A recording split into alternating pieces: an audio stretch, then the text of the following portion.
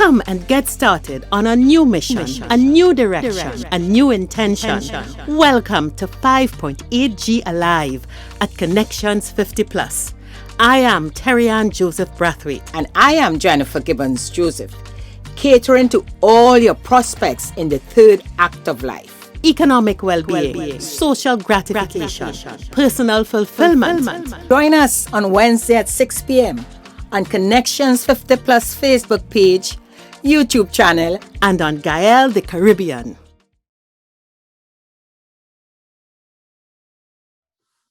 Good evening, everyone, and welcome to Connections 50 Plus 5.8G Alive show. How are you doing? I am Jennifer Gibbons Joseph, one of the co-creators of Connections 50 Plus, and as usual on this show, with me is my colleague. Hi, everyone. Great evening. Nice to be here. I am Terri-Ann Joseph Brathwaite, the other co-creator of Connections 50 Plus.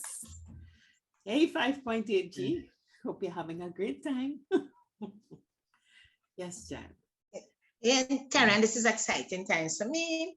I am planning my 70th birthday celebration.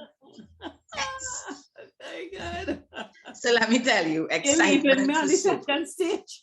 Yes, I'm leaving you on the second stage. And what made it more wonderful is when I heard the Prime Minister, we eased up on our pandemic, only the regulations a bit.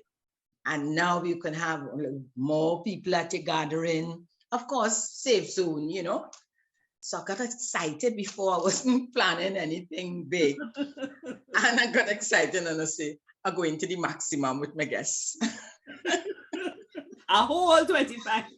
A whole it's 25. It's not unlimited. It's 50% capacity. No, well, where you know the public gathering. Yeah, but So I'm sticking to the 25. capacity. That's plenty. That's plenty. So yeah, so that's my excitement going in this month, yeah. Great. And that so my birthday is the 2nd of April. So for those wondering when, the 2nd of April. So I'm boasting. Remember when Terri-Ann was boasting about her 60th coming up? So I'm boasting now. So that's the excitement. And Terri-Ann, as we go in, as we start this show, our theme for March is reflections, and we started the first show with us, telling you all about us, for you to learn a little more. And then we had Corinne Jones Robinson chatting about, that was last week, so that was our second show on this theme of reflection, and Corinne shared with us about, the Lent and the observation of Lent.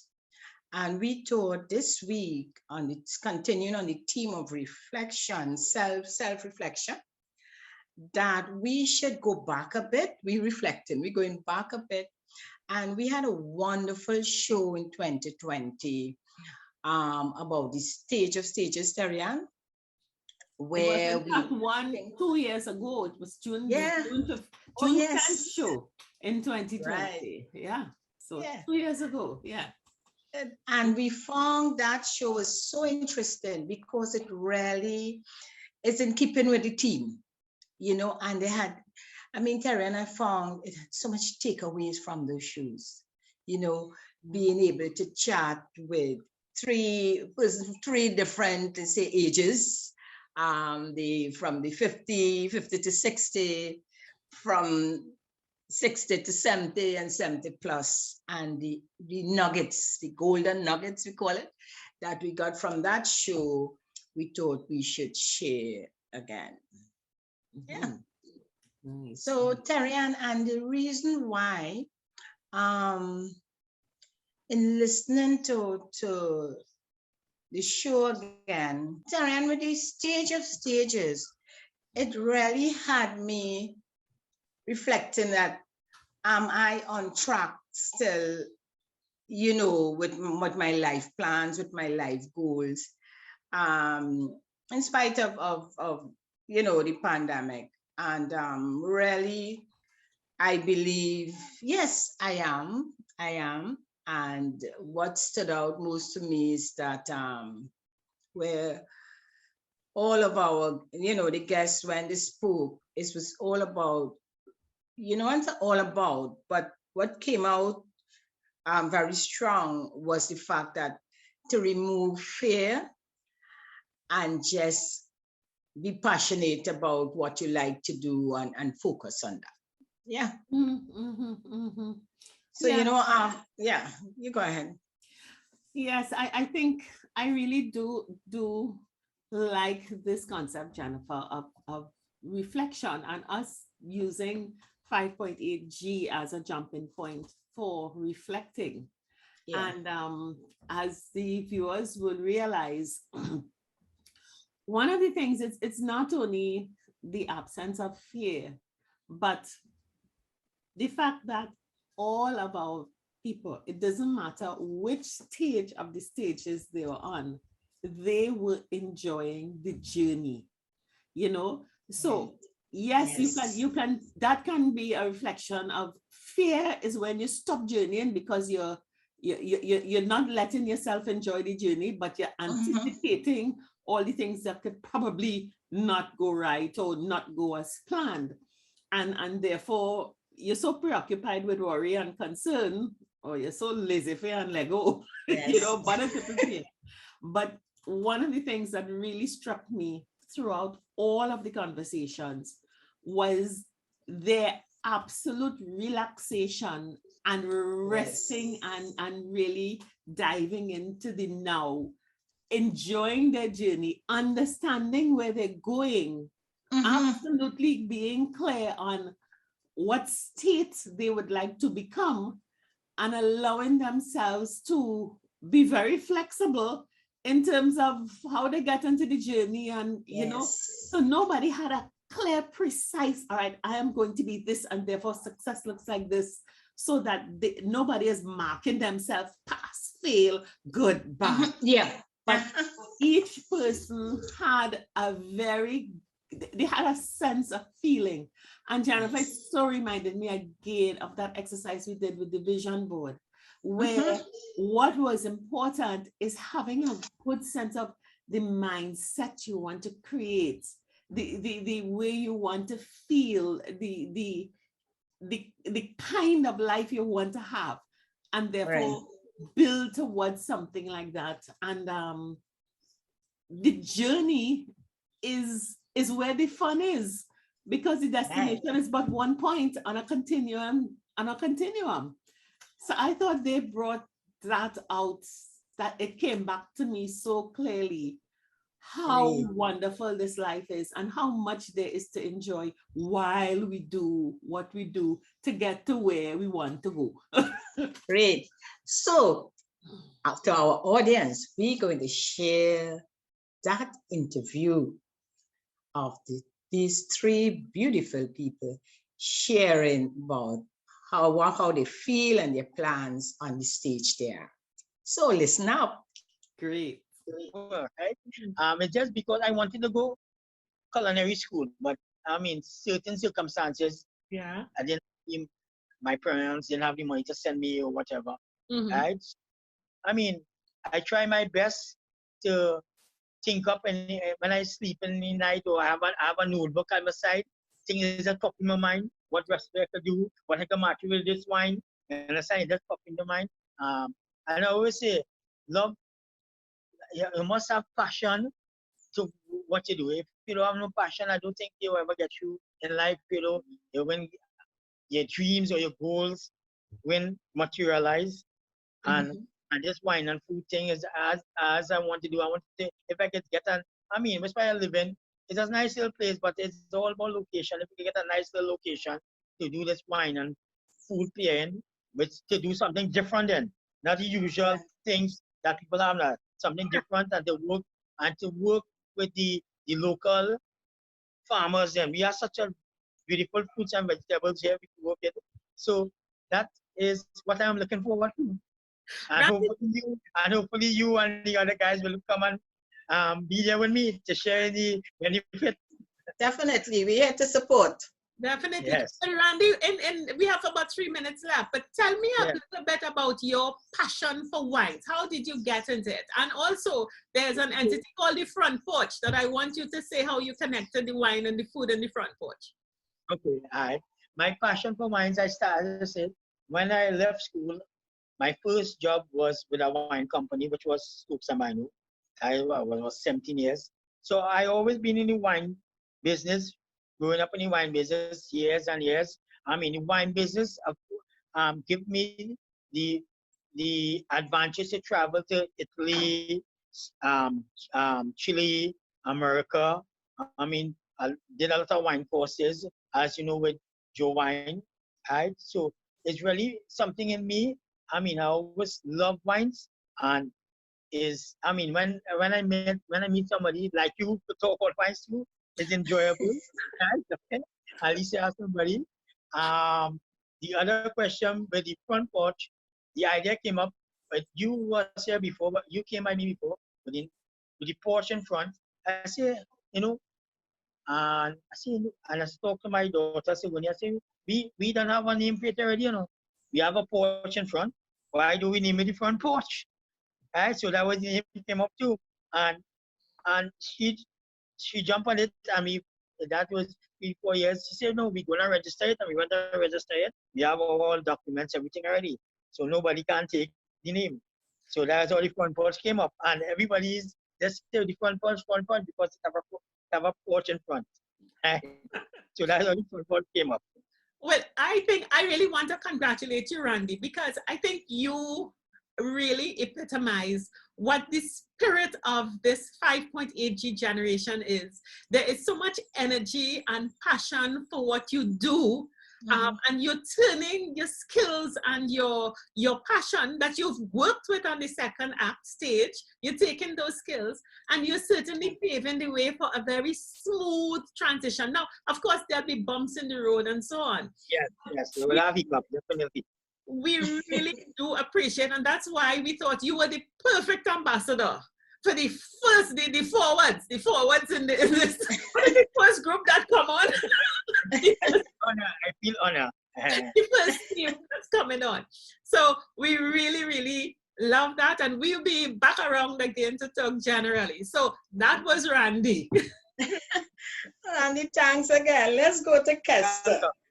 And you can unmute Kester, and Kester can unmute. Right. So we heard from Randy, who represented the 50 to the 60s. So let's go to Kester. And Kester, yes. So you're representing that group, the 60 to 70, right? From the 5.8G group. And I'm aware you have retired officially. We don't like to use the word retire, but you're in transition. So tell us a bit about you and how you felt moving from one stage to the next, from the corporate, where you would normally to moving on to this new stage. Well, for me, it's a happy time because I always feel a pride in my freedom to do without any set of rules to govern me. And that was a good thing. When I retired, there was no set of traffic jam to face because of that routine, 8 to 4, and you must reach a certain time and so on. I mean, I'm a salesman as well, just as Randy. And I developed my own schedules. And I had a lot of flexibility in what I did. All right? But to go back to some of this stuff, even prior to retirement, I was in the financial services industry, most of the insurance industry. And I've learned, you know, we go through life stages. You know, you have your learning years up to your early 20s, maybe when you go to university and so on. You have your earning years. So that's up to retirement, from when you started working to retirement. And then you have your yearning years. That's the stages we are in now. Right. We're looking back and saying what we should have done and what we would be doing someday and all that. So I'm at that stage, and I'm happy because there's no set of pressure on me. I have planned before, not to any great extent, but to like I was enrolled when Randy spoke about finance. I was enrolled in my company's pension plan, and that was a plus for me. And you know, you contribute to your NIS and all that. So in terms of income, those are the basic things. But you know, you always want more. You want to leave a legacy and a heritage for you and your children. Great. So that you'll still want to continue earning and finding ways and methods of earning more money, more income, right? And as we learn in insurance, that is the most important economic factor in anybody's life, the income. So you want to continue generating income because you don't know what will be happening, maybe health challenges and so on and so on. So you'll want to do a lot of things before you die. Someone mentioned, I think was Randy mentioned travel, and that is one of my priority lists, my bucket list, more traveling. So those are some of the things, you know, I look at. Okay, so what skills you took from that stage, the second stage, onto your present third stage? To help you with what you are doing right now, to earn that extra income? Well, as I said, I was in the financial services industry. So I'm still active in credit union business, which I was a board member with Terri-Ann. She might have shared with you. So some of those things, and going around to different places because I worked in credit unions exclusively. Yeah. And one thing I should mention is that when we have lectures and presentations in those credit unions, we had a pension plan that we encourage people to come in, to enroll in those annuities and so on. And we find when we have those things, the people who we attracted most or who came mostly was not the young people, right? Because they are not thinking about retirement, you know. Although we try to emphasize start from day one, the day you start work, start prepared for retirement. But we were never able to attract that type of audience until, but when we have those sessions, we see mostly people who are retired or who are ready to retire to start planning retirement. And that was a bugbear for me. And even though it sounds like I'm going back a little bit, because no, we need it, that's fine. That's what it is, going back to move forward. Yeah. When I started in the insurance industry, one of my colleagues, I started working CUNA in 1985. One of her son passed common entrance in those days. So she asked me to drop her in town because I was heading out of town. So to drop her on Charlotte Street because she's going to buy some uniform for her kid who just passed the common entrance. Yeah. So we went down to Charlotte Street, hot sun. I had an old beat-up Lancer. The seat was like a red t-shirt covering the seat because it was bust up. The car used to smoke and drink excessively. If you know, some of you might know what I'm talking about. Remember, we all within that age group. Yes. You know those wind down, right? Not the press button to wind down. So she came in, and women don't want their hair to blow up, so she wind up the glass. And it's making hot early in the morning before 9. So we went to Charlotte Street and we reached. So she came out, and I wind down the glass. And I just looked on my left. And I saw across the road, when I looked at the left, I saw this lady bend down, this old lady with a discolored kind of dress, long dress. She's bending down, and there's some heaps of gazette paper on the ground. And you know what she was taking out from a box and generously resting on those gazette paper? Some bust up, rotten looking, wormy looking governments. So I looked in and wanted to be curious, what is she doing with that? But you know, I looked at her and I was studying why she should be doing that.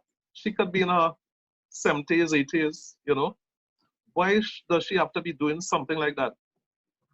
And a lot of thoughts went through my mind, and you know, I studied my poor grandmother. She was alive at the time. My mother, even myself as an elderly gentleman, not an old man. You know, and I looked at that and I was very, very curious.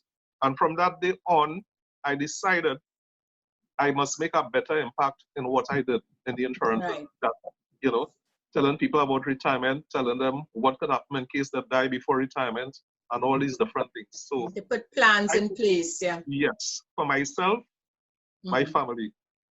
Great. Right? And we tell people that day in, day out. So those are some of the things that impacted very much on that. Great, Kester. And so right now, you're on to your third act. You're very active. Yes. And I am aware that you're earning income in all different ways Well, by working I hard. have a lot of little things I do, Yeah. and that helps.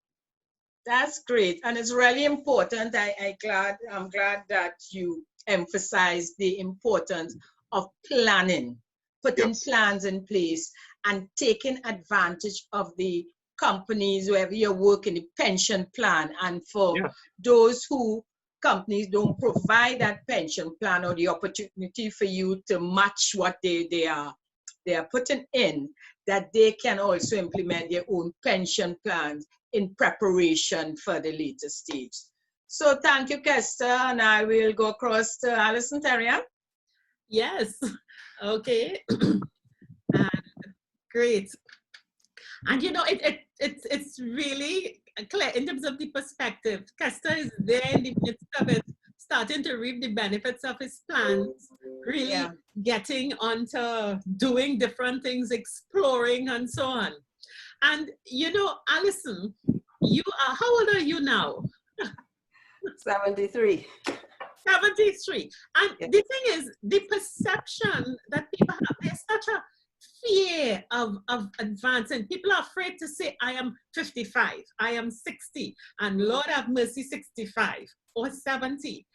And I look at you and I say, okay, if this is the stopper, I want to be on this team. I want to be on this team.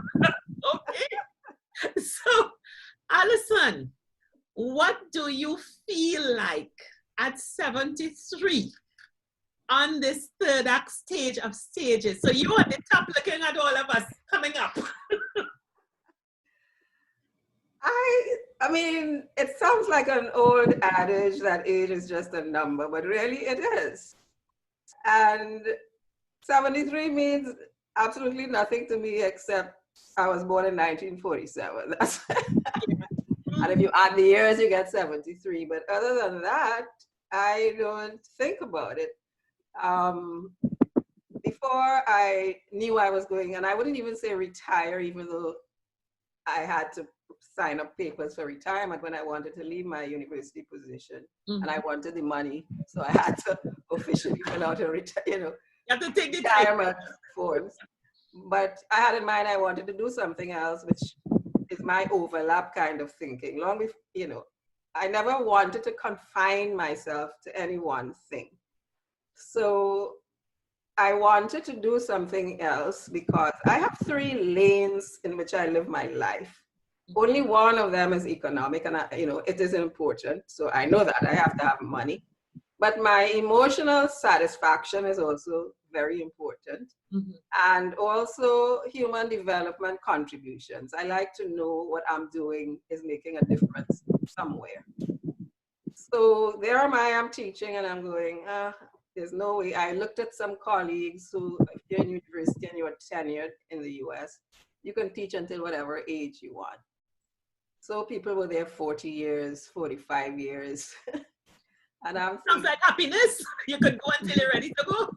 Yeah, but I could teach until 100 if I want, but I'm like, there's no way I want to be doing that. I have also many other things in life I want to experience and do, and other ways of helping the human race. So I started, in one of my classes, I was actually teaching aging in the family. And I became fascinated by this thought. I didn't even think about it. I was already over 60. And I'm thinking, what else can I be doing? And I figure, okay, I'm going to do a postdoc certificate in gerontology, which is the study of aging. And so I was doing that in my last 2 years before. I already knew the date on which I was going to leave the job officially. Yeah. And so during those 2 years, I was studying and, making straight A's and feeling good and learning a whole lot of stuff about human aging. And I'm learning all of this stuff, and I wasn't thinking of myself in that age group at all, even though I was officially in the age group. I was learning stuff about old people, what people do. And they're talking about people over 60. And every time I look at an ad on the TV for it, even during the coronavirus, when they said, Yes, we learned that. you're vulnerable if you're over 65, and I'm thinking, means nothing to me. It really didn't. And, I had a doctor's appointment, a new doctor in January. And she's seeing I think the medical organization to which I belong, which is called an HMO, probably put this here because of my age. They're just dealing with the paperwork. So I walk into her office and I sit down and she looks at me and she looks at her paper and she looks at me and she looks at her paper and she goes, why did they send you to see me? And I said, I don't know. They told me you are the person I'm supposed to see. And then she looks and she goes, you were born in 1947? I said, yep, that's me. And she goes, you kidding me, right? I said, it's not a joke. Why should I be kidding you about something like that? And she says, all the people over 70 who come into my office are walking with a cane and they're doubling over and they have 50 million medications they're taking and all of that. You cannot be 73. I said, it's a number. That's what it is. What do you want me to say? But I'm saying that to say that it's a philosophy of life. Yeah. I remember I was 9 when my youngest sister died. And then I was 11 when my best friend died. We were both just took, at the time was government exhibition. That was before common entrance. See how old I am? And we were preparing to go to secondary school. We were the only 2 people who passed, from our school, because in those days it was limited, it was like 300 spaces, I was a big deal. And before school opened, she died. Mm-hmm. And I remember her parents, everybody in the yard gathering, everybody's crying. And the 2 of us used to go to the library all the time. We were living in Carnage, and the library mobile bus used to come with the books, and the 2 of us used to be there first. And then one of the old people who probably was younger, probably was 60 if they were that old, but they were old. To me, I was 11, and she said to me, you were Joyce's friend, yeah, and you were always reading books. That's what killed her, she had all this headache and died from too much reading. I always remember that, but something at a young age clicked in my mind. Listen, people die. I will die one day. I have no idea what age that would be, but in the meanwhile, life is to be lived. You have to life is to be enjoyed, not necessarily in a irresponsible way, but everything should be emotionally fulfilling and joyful. And well, at that time, I didn't know how important making money was, but it became important. But also contributing to other people's lives. And I have lived my life that way since then.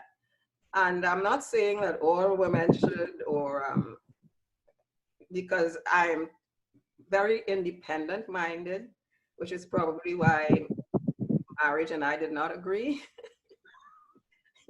I attempted it twice, and it was never that the person walked out. It was always me going, you know what, this doesn't work for me.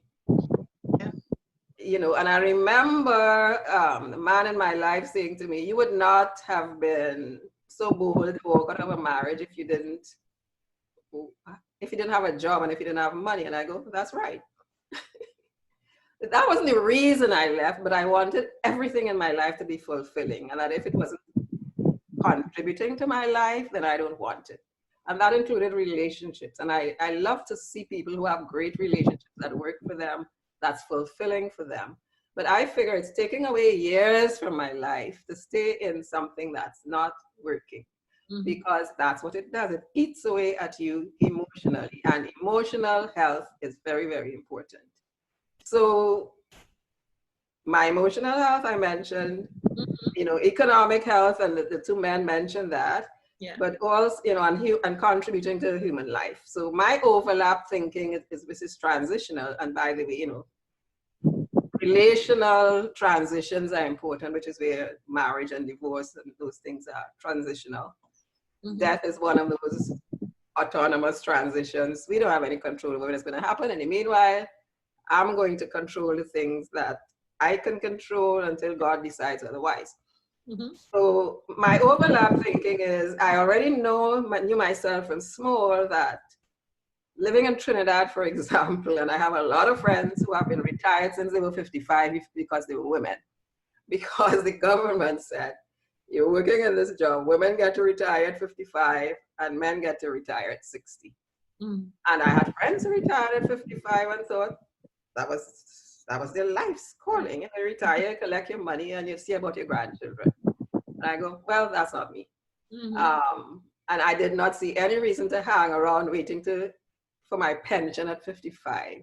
Yeah. I was always planning what am I going to do next? As long as it falls within my 3 lanes of, emotional, and economic and contributing to human development. And having fear, of course, we grew up in religion, but being Catholic, you didn't always know the Bible. But the whole idea, I used to read everything. So, learning not to have fear, people always say, how could you just pack up and go to another country and live or work? And someone mentioned travel. I think it was Randy. He loves to travel. Right. I saw no reason.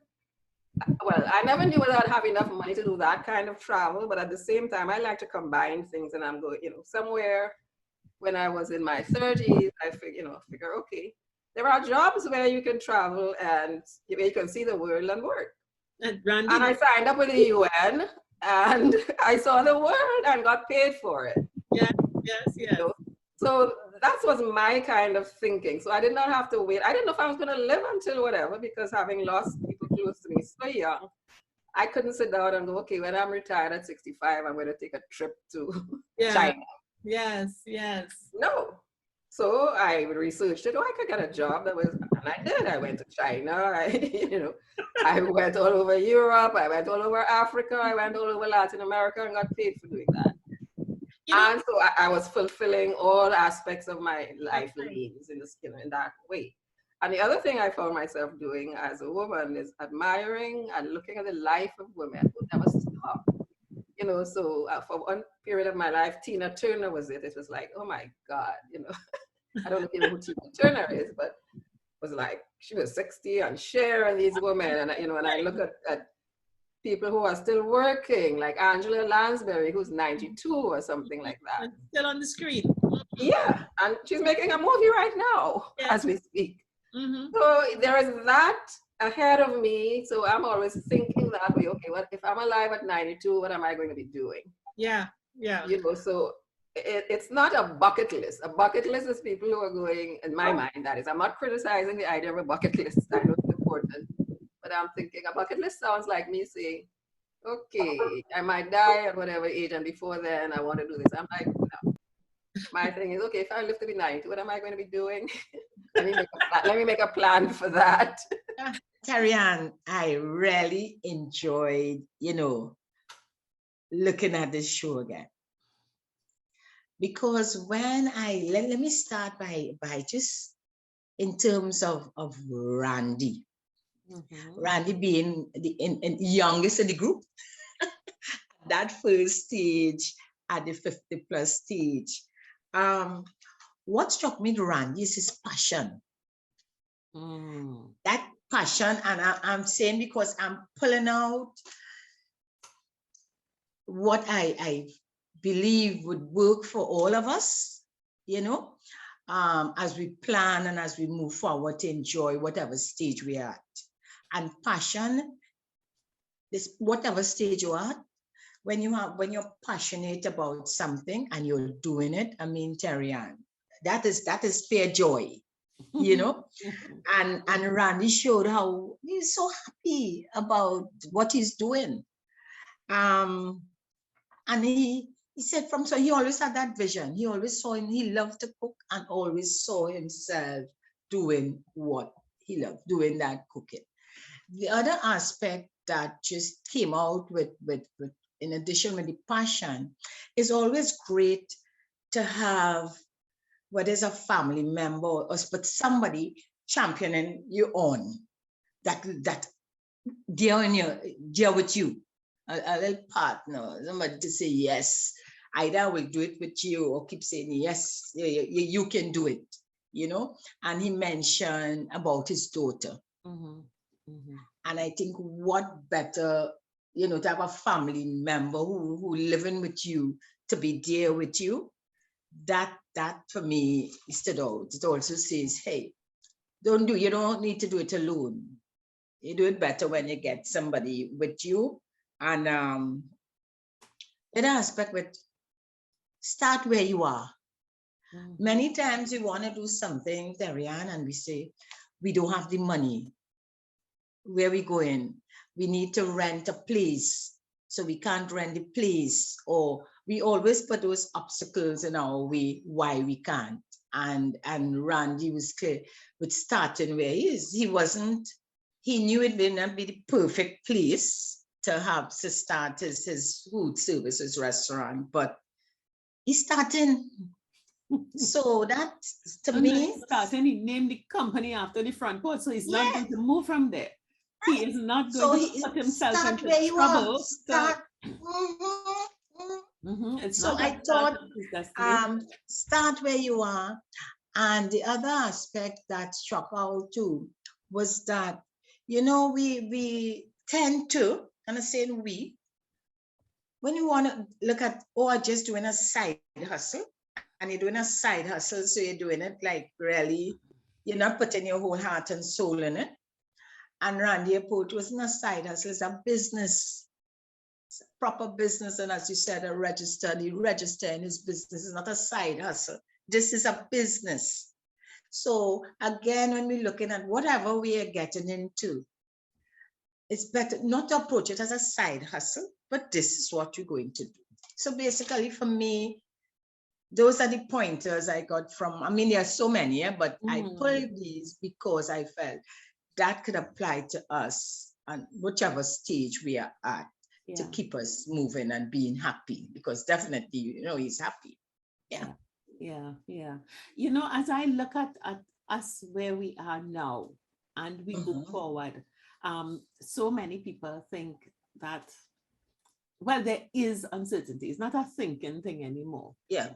Post-COVID, in the middle of a skirmish, I don't call it a war yet, a skirmish, and supply chains are changing. In the Caribbean, I think our economic vulnerability to world, I mean, we tourism dependent, we net food importers, we don't have huge land space for being independent agricultural producers. And there is definitely a need for us to sit down and look forward and say, hey, what? And as I listen to Randy again, I could see so many of us, the typical Caribbean person, starting a job at 17, going forward. But the one thing that, and it's no skill, because as he said, I didn't get to go to culinary school. I didn't get to, there was not, looking at my grandmother, and he loved to eat. His passion for food came from liking to eat. And his grandmother teach him to make pilau. And he started there at 12 or something like that. But what never stopped was his energy. So the thing is, Jennifer, so many of us let those things that you've described as a nice to have. We lose passion. We don't connect with things that we like. We really, really don't. Life just continues every day. Go on. Tomorrow, blood up. Tomorrow, blood up. And you think there is nothing special about your life, so there's nothing to become passionate about, or nothing that is there as a base that you could take into the future and create a future. And not depreciating him in any way, but where is a little boy in Mova? Living with his grandmother and his great grandmother. Means were, but he had energy, and he looked around in that environment and did not see, I can't. He saw that he could. So you know, so many of us in the 50s, we worrying and fussing and wasting time doing that and not taking up. And look, what you can imagine a 17-year-old leaving school and going. Do you think Randy had an amazing plan to go work in the wine industry? Yeah. And he got a job in Stokes and Bino. They happened to sell wine, and depression came out of that. How many of us are in work in the 50 to 60 age group, are in a work environment that we probably complaining about and cussing it and saying the boss, this is the co-workers that they didn't do this, and not looking at what you are doing to pull from it and finding it things that can drive your passion and that can be that continual stepping stone when you transition out, you know. And that consciousness of putting his resources together and not wanting to be dependent on the pension plan and the yes, and it just, I just was so, you know, I remembered when we were doing the show back in 2020 that I love that energy and that view, because that's what I think that's first stage of the 5.8G should be going. And it just rekindled that energy behind what you're doing and begin on your front porch. Right there in your house, wherever it is.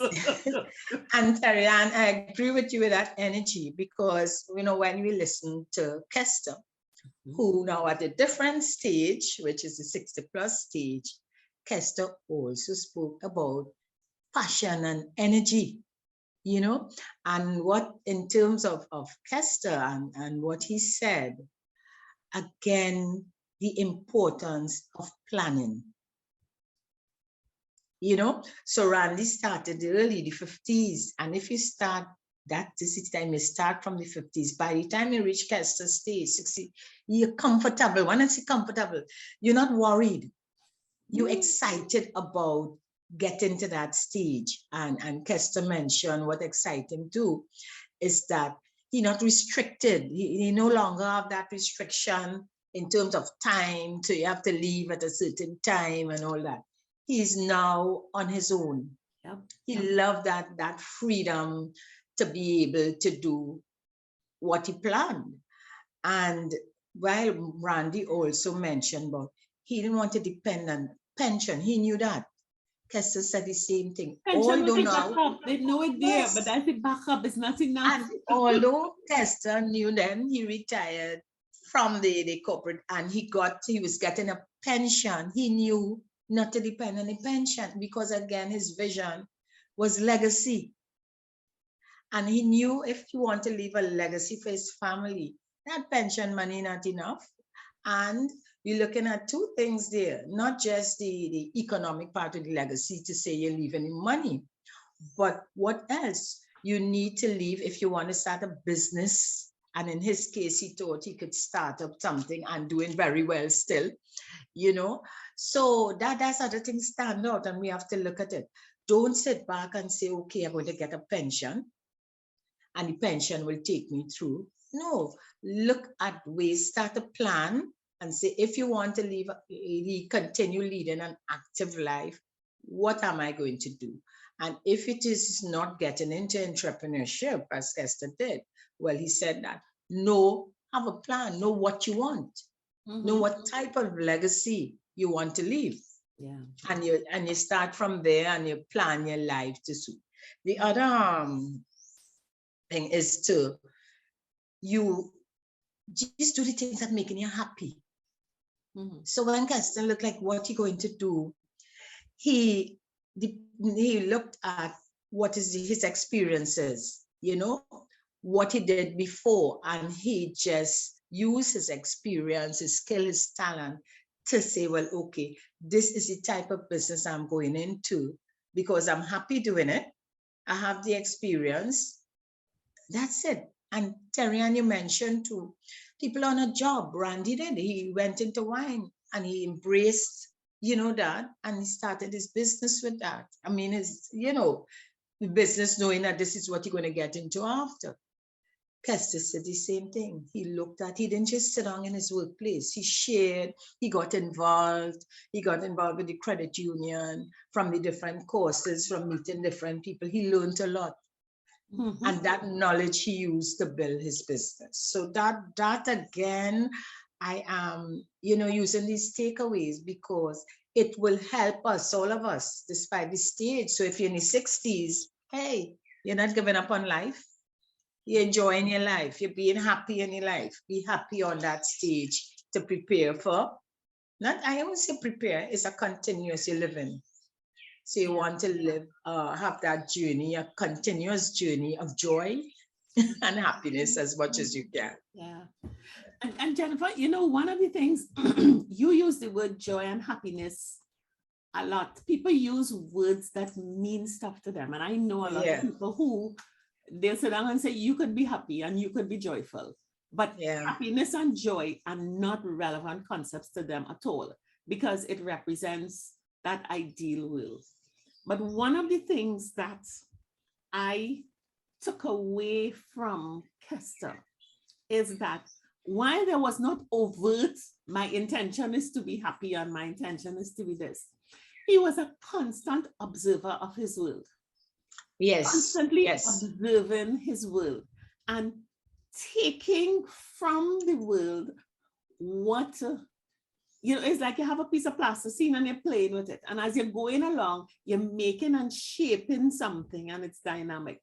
You talked about the lady he picked up who was going to get, and he was always observing how, close up the window, fix the hair. When he went out, the old lady on the road selling these rug things. And from his observances of the world, without critique, without macking, without gossiping, he just, and in all his experiences, as you said, you were in the financial services as a salesperson. So he was always meeting people and interacting with people.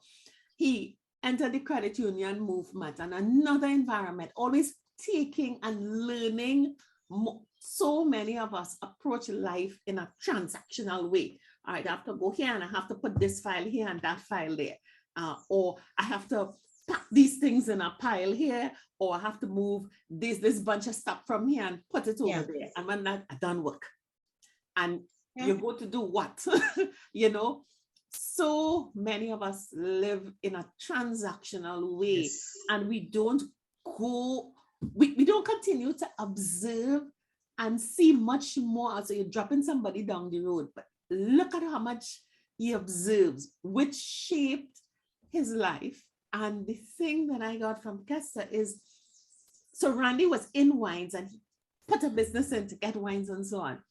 But Kester, as an observer of life, put his assets to use to make sure that he was always busy. I don't think it was a never statement, that he always had something to do.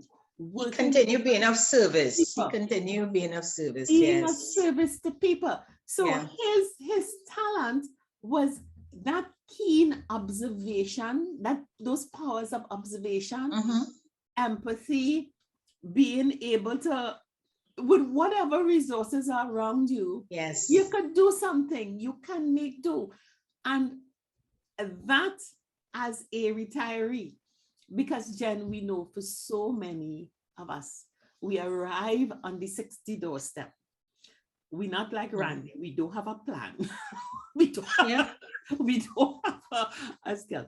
We are not like Kester, because we spent a lot of time probably talking about what was going on there, or still talking about that second stage and what was going on there, and still finalizing and trying to resolve issues, but not relaxing into it and really going forward and allowing life to establish a path, and realizing that you can find ways to continue earning there with the skills you develop on that same second act stage, you Yeah. know?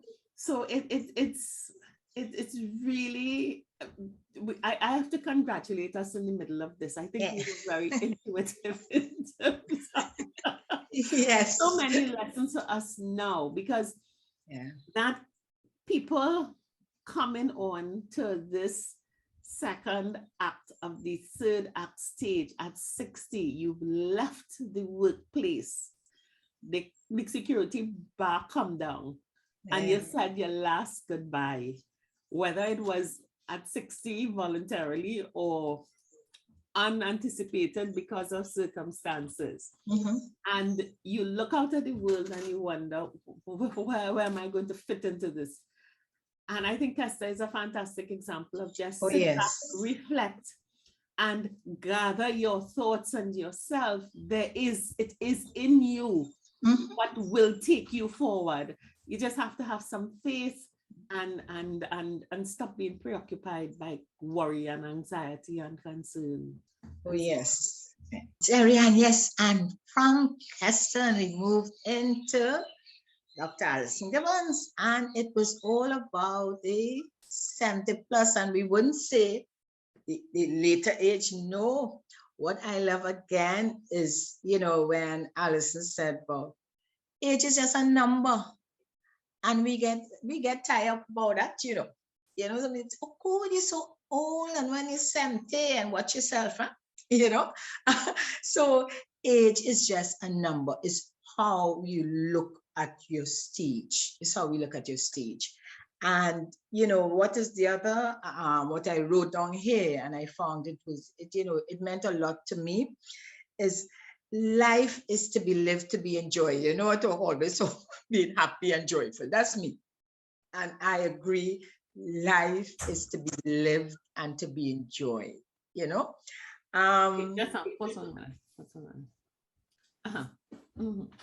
Yes, and live a fulfilled life. You know, living a fulfilled life. Listening to Kester, listening to Randy, it is about, and for me, a fulfilled life is doing the things you love. And not because we reach that stage, third stage, 70 plus, that we give up on life.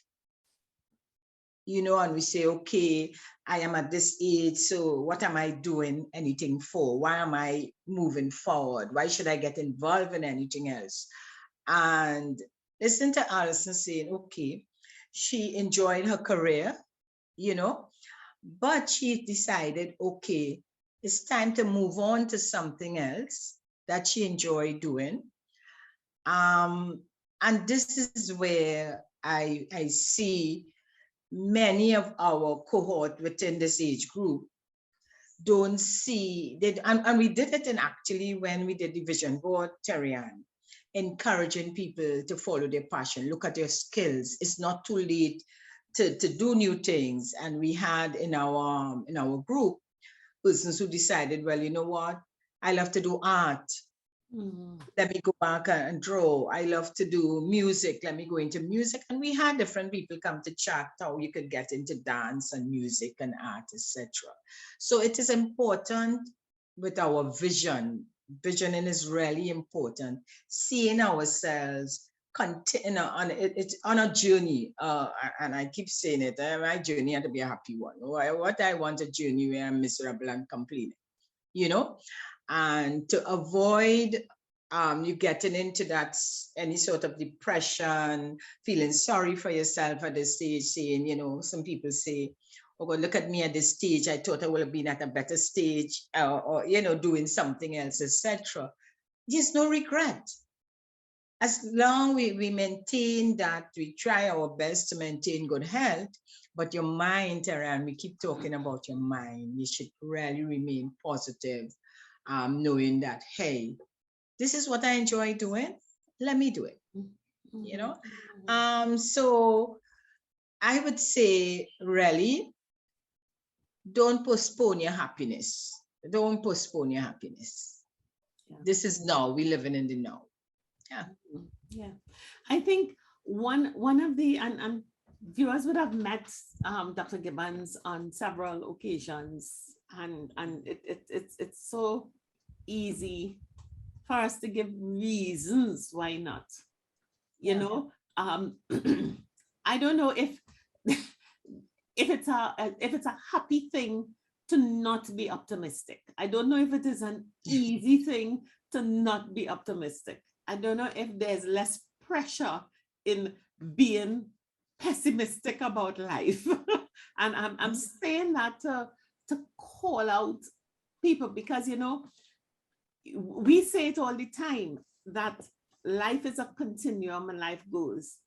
And one thing that all of our guests, these three persons who are successfully navigating the third act stage, and even ourselves in getting into Connections 50 Plus, is that from 50, there is no guarantee. But the one thing everybody's doing is continually learning and staying open. And in that discovery of new things, discovery of new skills, you get excitement. You know, when you think back to when you were young, or forget young, the first act, the second act, when you were there working, when were you happy? It's when a project went well, a project went and you were recognized, and you planned an event and you had fulfillment. And the thing that caused you to be happiest moving through that second act stage was that sense of growing in capacity, that sense of I've accomplished this and I've accomplished that and I've done this and I've done that. When you were 30, you didn't guess you'd be where you were at 40. When at 40, you look back to when you were 30, you say, oh, did I do all of that? The same thing has continued with Alison, with Randy, with Kester. Yeah. Alison epitomizes that continuing to create and do things and learn new things. And in achieving those new goals, I don't care if it's crochet or if you learn to peel a mango, whatever it is. She went into the academic world. Randy got deeper and deeper into the world of wines. He traveled. Kester observed people and continued to be of service. Jennifer, I think our challenge today, especially at this age and stage in this 2022, is that our second acts was so filled with distracting baubles and lights and blinkers that you didn't get behind it. And I'm going to use the Christmas tree metaphor to see the tree. You know, what is this solid tree that supports all these lights and blinkers and stuff like that? There is so much that we can continue to learn, continue to do, get that excitement about what's next. And I think, Jennifer, honestly, for people who wonder, they look at us, all you're happy, all you're good, all you have this, and all you have that. There are lots of hypotheses about our financial status, our relationship status. But the thing about it is that you are in the act of constantly discovering something, and I'm not using the word learning because people associate that as something hard. But constantly discovering something new, something different. And just the thrill of having, every time we finish a show, there's a whole, you learn something different and something new. Did you think you'd be doing something like this 10 years ago? Hell no.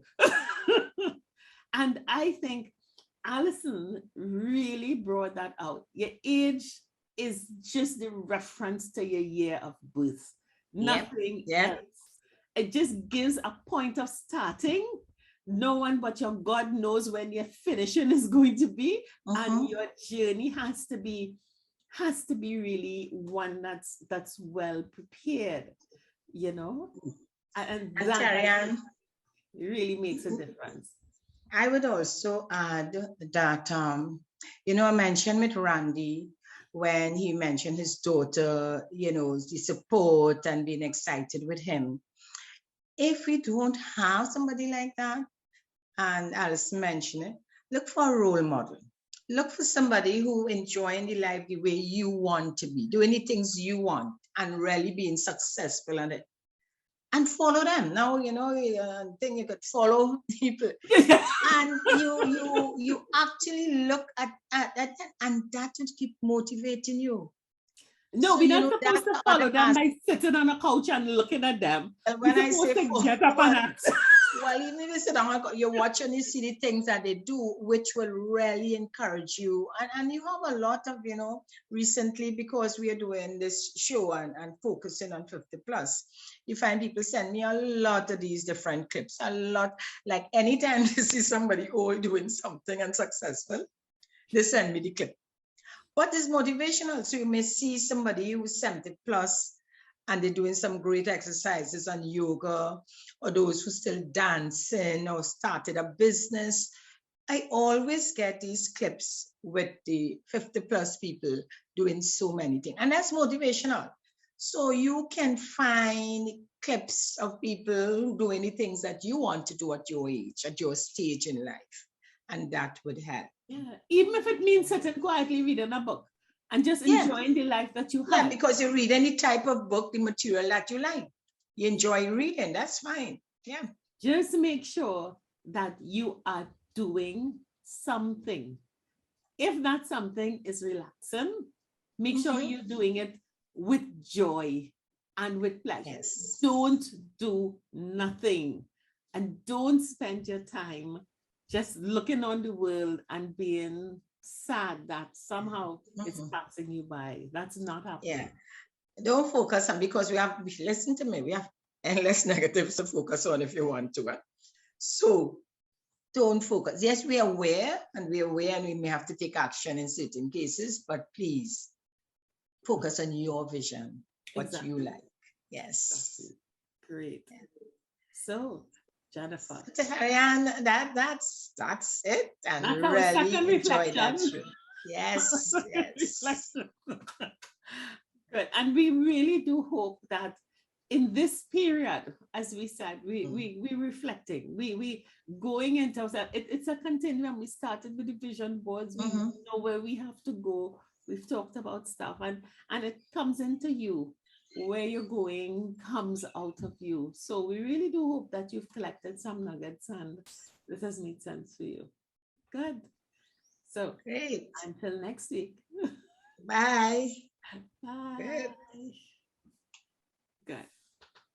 50 Plus Tribe, and follow us from Trinidad and Tobago and the Caribbean. Thank you for joining us on this Connections 50 Plus 5.8G Alive show. We hope you enjoyed the lively conversation and look forward to seeing you next week.